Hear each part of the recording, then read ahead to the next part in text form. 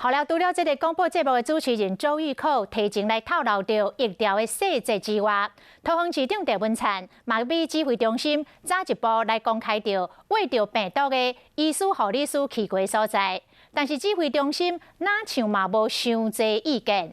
进前，台北市长郭文哲捌因为喙紧来讲出阳明山有一种的检疫场所引发到争议，外界来质疑。敢讲，这个中央对无共识的执政的县市有相定的标准。郭文哲早起接受到访问，虽然来强调讲指挥官陈时中防疫真辛苦，但是也是忍不住来开炮。看起来，这个柯市长敢若有未少的委屈。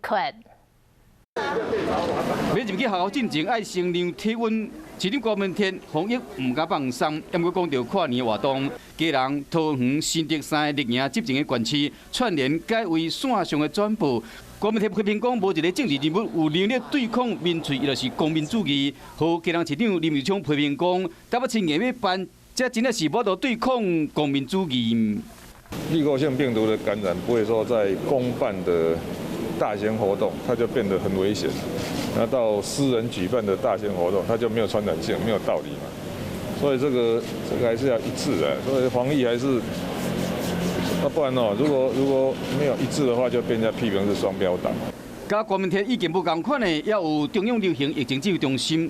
桃园市长郑文灿首先公开确诊医师的这个行过所在，指挥中心无加讲什么，也么郭文哲讲阳明山有集中的检疫所，却是引起争议。敢讲中央有两种标准。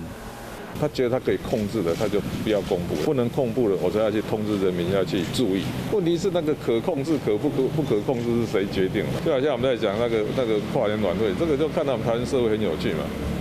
台东办7万人的，大家都不觉得怎么样。我们台北那个才2万，现场才2万多人。郭文哲虽然讲，陈市长为了对抗疫情真辛苦，也毋过议员有甲批评，讲话口气中好像有真侪委屈。